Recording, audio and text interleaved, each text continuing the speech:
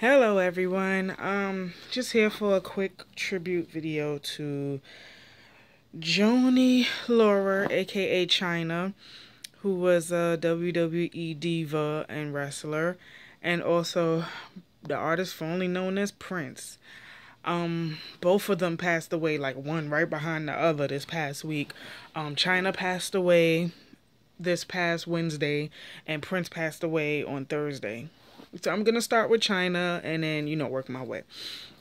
So Chyna, for those of you who don't know, for you youngins who don't know, if you watch wrestling, sports entertainment, WWE, back then it was called WWF. Chyna was her nickname was the ninth wonder of the world. She was like this out of the box dominant female wrestler. Like, she was unstoppable. She was the type of wrestler who fought men and women, okay? And this was during a time where it wasn't even possible. Like, wrestling back then, and that's why I miss wrestling from back then. Wrestling back then was hardcore, real, and raw. So Chyna, she used to be with the group The Generation X, and that's Triple H, Shawn Michaels, X-Pac, Road Dogg. And they were the ones who created the Attitude Era. And the Attitude Era was just a whole bunch of cursing, just a whole bunch of realness. Like, it was just real. And Chyna used to be Triple H's bodyguard, but she was also his girlfriend. So she was down with the Generation X, and she fought the men. She would, she was that chick. So after, like, the Generation X broke up, somewhere along the lines, the storyline became Chyna was Eddie Guerrero's girlfriend, and when they were together, it was just, it was a big party, because Eddie Guerrero, God rest his soul, because he passed away nearly 10 years. He passed away 11 years ago, actually. It'll be 11 years this November. But he passed away, and but he was another wrestler, and he was, he was the gentleman to Chyna. Chyna was his mamacita. He would always give her roses or whatever. But it was something that happened that broke the storyline. I think he cheated on Chyna, so they weren't together anymore. So Chyna kind of went off and branched out on her own as a solo wrestler, and she was just dominant. But that's kind of where, she kind of like fell off from the WWE. Not to say that she couldn't do it alone. Chyna was a great wrestler. She was a great diva. She was different. She was dominant. She took no nonsense. She could hang with the boys, and she would kick your butt. So after going solo and whatnot, she, from what I heard, was fired from the WWE or something like that. But I know that the story behind that is that Triple H, because remember, Triple H and Chyna were together. Triple H and Stephanie McMahon were having a actual affair behind her back, because the Attitude Era was around the time where Triple H and Stephanie got together. Now, this is when they were changing Stephanie's character, because Stephanie was, when she first started, she was the wholesome, good girl, daddy's princess. But when she got with Triple H, because of Vince McMahon doing something to her, like putting her up to be kidnapped or something like that, that's when she changed and she became, Stephanie McMahon Helmsley. And she was a big part of the Attitude Era also. So I think during their storyline, that's when things got serious, but between Triple H and Stephanie. And they were having an affair behind Chyna's back. And I think when Chyna found out about it, she, I think she went to go complain, but she ended up getting fired. So, post WWE, she got into pornography. And at the same time, she was with X-Pac, and they made a sex tape together called One Night in Chyna. So she was, a part of Playboy. She posed in their magazine. She did pornos and movies and all of that. And she claimed that she was friends with Anna Nicole Smith, but from,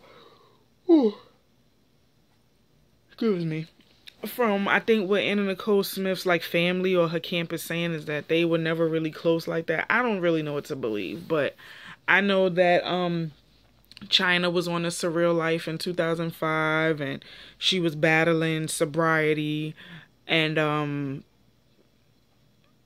also she was on Celebrity Rehab with Dr. Drew in 2008, still battling, you know, her alcoholism and her drugs and everything. So afterwards, you didn't really hear much from her. She wasn't on any reality TV. She wasn't really doing much. Last I was reading, she was in Japan teaching Japanese kids English. And then all of a sudden, she passes away. And legit 4 days before she passed away, she did a video on YouTube. And I went to her YouTube channel to watch the video, and I'm like, you can look at her and see that it looks like she's high in the video, or she's like, she just doesn't look like herself. She's kind of slurring her words. She looks very sick in the face, and I'm like, this really sucks because Chyna is so talented.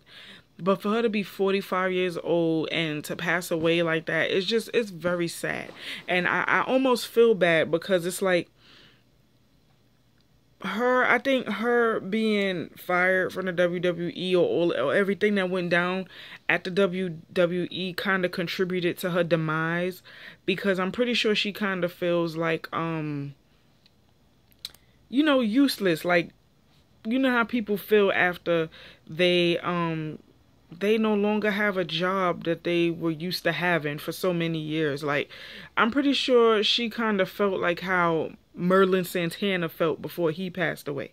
Like, you know, after the Steve Harvey show got canceled, like, a lot of people who, they depend on certain jobs to give them a paycheck, and to no longer have that be the norm, you know, that transition is hard. And I kind of feel like Chyna didn't really know what to do or where to go after the WWE. So that's why she did reality TV. That's why she did porn. She did whatever she could to make ends meet.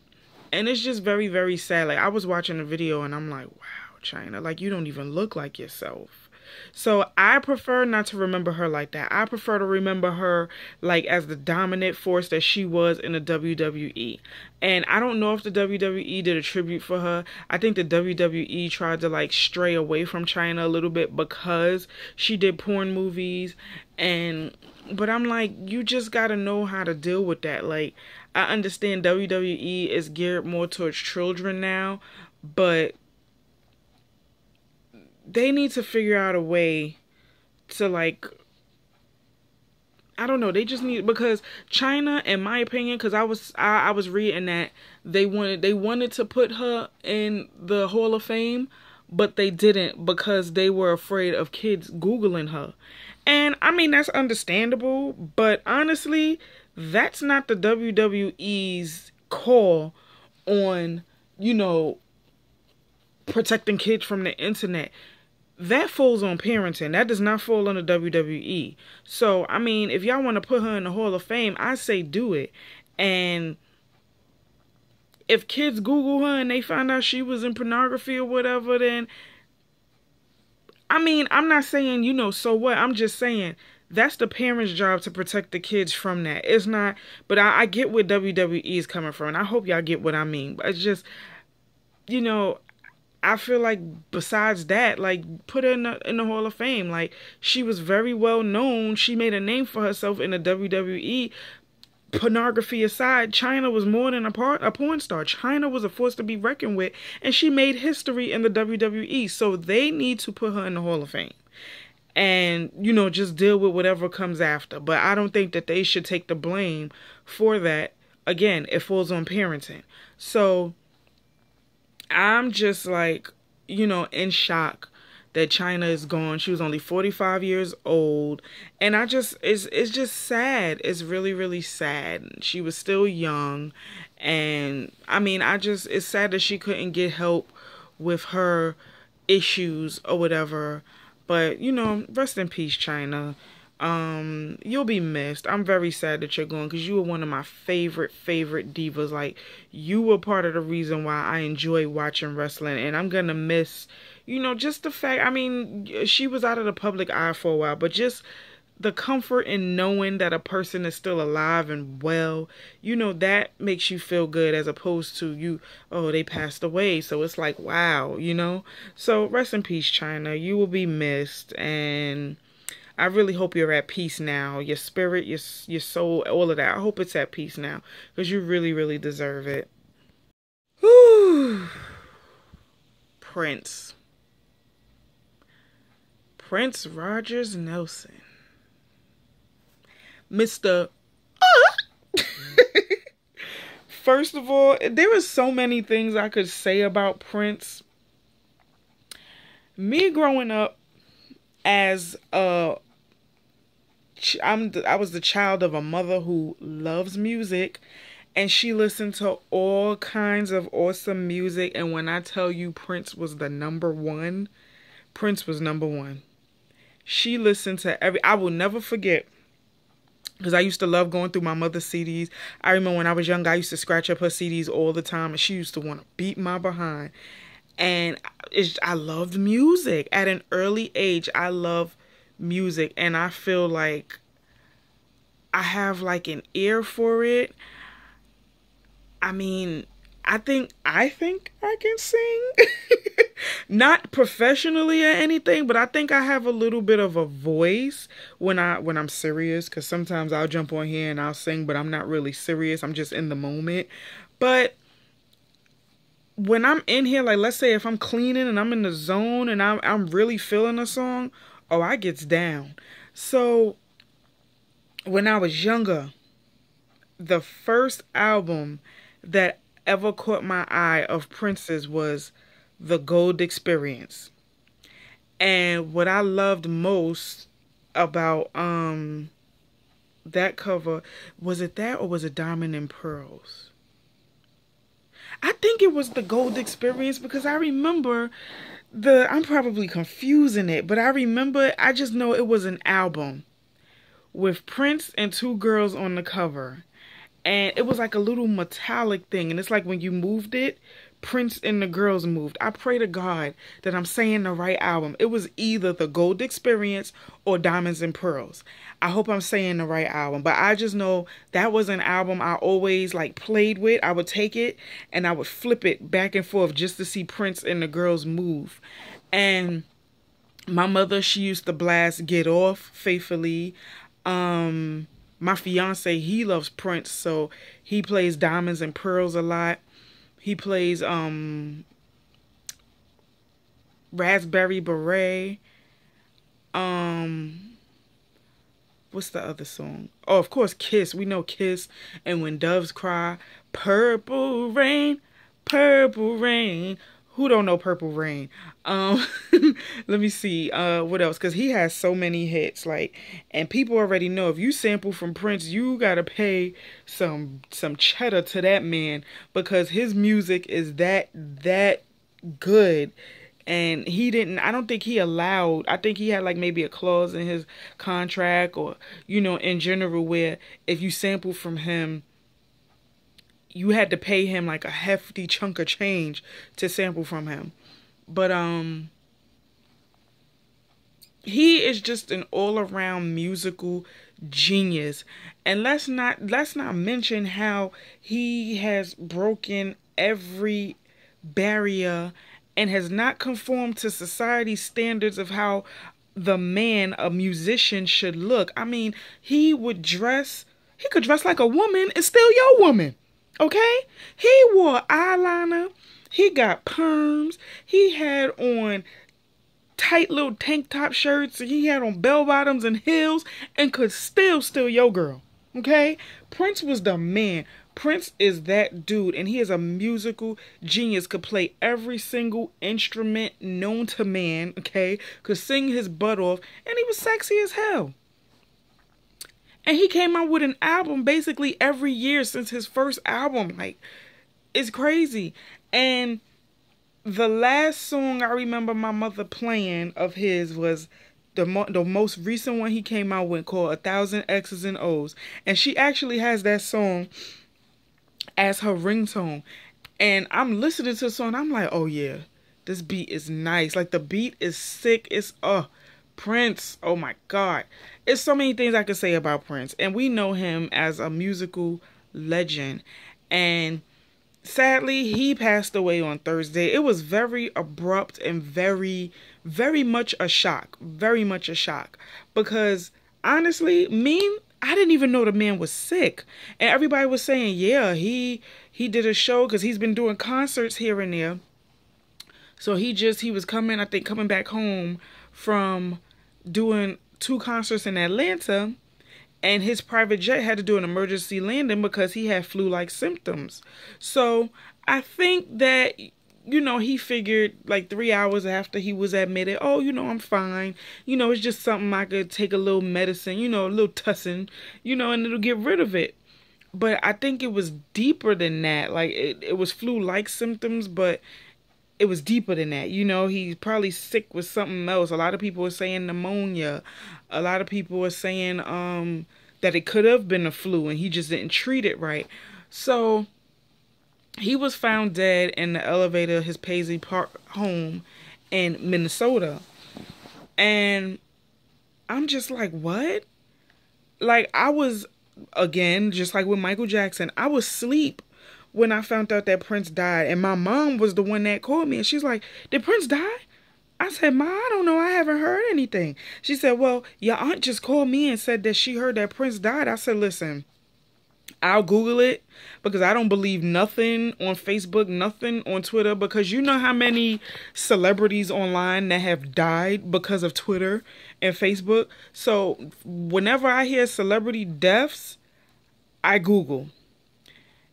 And when I Google, the first thing that should pop up is that breaking news, XYZ died. So I told my mom, I said, let me hang up and call you back and I'll find out. Lo and behold, I typed in Prince, CNN broke the news and said he died. And from Thursday even to today, there have been so many tributes for this man all over the world. People in Chicago are buying his albums. Spike Lee had an impromptu party in the streets of Brooklyn on Thursday when he passed away. I was listening to the Steve Harvey show yesterday, and Steve Harvey played every one of his songs and was saying, like, reciting words from the song. And BET had a special. The Empire State Building out here was lit purple for him. From what I heard, Niagara Falls was purple for him. And some places all over the country, people are celebrating this man. And it's like almost the same as when Michael Jackson passed away. Michael Jackson broke the internet right after he passed away. So many people was Googling him and going out and buying his vinyl and everything. And it's just so many people were doing tributes for him. Apollo, people were at the Apollo dancing, and Apollo had on their awning, rest in peace to Prince and whatnot. The Daily News had this paper that said, rest in peace, you sexy mother, and it was in purple, and Prince is sitting there looking laid to the gods, and it's just really, really sad. He was only 57 years old, and what makes it sadder is that Vanity just passed away 2 months ago. Same age. And that was his protege. So it's so crazy. Like, we aren't even all the way into the year 2016, and all of these celebrity deaths are happening. It is just crazy. And they're happening one behind the other. Like, what is going on? So now everybody is afraid that we got to check on every single celebrity now. Like, I've been seeing the memes in Lifetime. The Prince auto. I'm going to say this for all of YouTube and all of Facebook, Twitter. Do not, Lifetime Network, okay? Do not think about putting your hands on Prince's biography. Leave it alone. Leave it alone. Leave it. I have to make that clear because Lifetime will do anything for money. Anything for money. That's Michael Jackson. Lifetime will do anything for money. And the biographies and the autobiographies that we've seen have been garbage. Every last one. The Toni Braxton movie was garbage, but Toni Braxton okayed that, so whatever. The Aaliyah movie, garbage. The Whitney movie should have been called Whitney and Bobby. I mean, the Whitney movie was good, but it's like, I just feel like it was good, it wasn't great. And I feel like you shouldn't touch a movie if you do not have the family or the artist's consent. So why still do a movie that you don't have the approval of, you know? When you have the family or the artist's consent, it makes it feel better. But I mean, at the same time, Lifetime does not need to be doing... Lifetime needs to stick to the dramas and leave the musical autobiographies and biographies alone. That's what they need to do. Because they be doing too much. And then the movies be ended up coming out like crap. So Lifetime, do not touch Prince's movie. Please don't. But the memes and the tributes and everything, like how Prince was the king of shade, because he surely was. But the memes and the tributes and everything have been very funny and they have been made like making light of a terrible situation, because there will never, ever, ever, ever, ever be another artist like Prince. There will never, because everything is so generic now. Like now it's like a new generation of generic artists. Like, yeah, your song is hot for the moment, but what about 10, 20 years from now? Okay? My son is 3. My son is 3. And he loves Michael Jackson. My daughter, any music I listen to, she danced to. And I rarely listen to any of the music that's played today. I listen to old school music. I listen to music that has longevity. And the music of today does not have any of that. So I feel like all of these great musicians are passing away. And the crap that's on the radio now is what we have left. And I'm really going to miss Prince. I'm really, really, really going to miss Prince. Because Prince was the ish. He is the ish. Will forever be the ish. And I know BET better put some stank on his tribute. BET better put all kinds of stank or dank. BET better get it right. Deborah Lee, if you fail us on that Prince tribute, Black Twitter gonna drag you.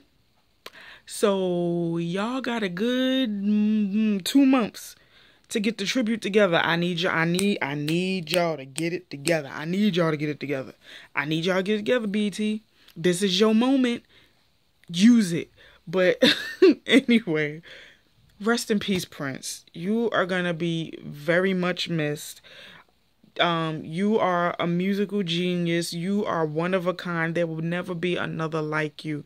And you will be missed. You will be missed. You're missed already. So, rest in peace, Prince. Rest in peace, Chyna. 2 souls gone too soon and way too young. And, yeah.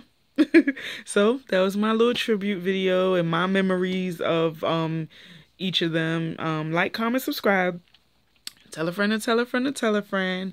And I will see you guys in the next video. Thank you so much for watching. Later.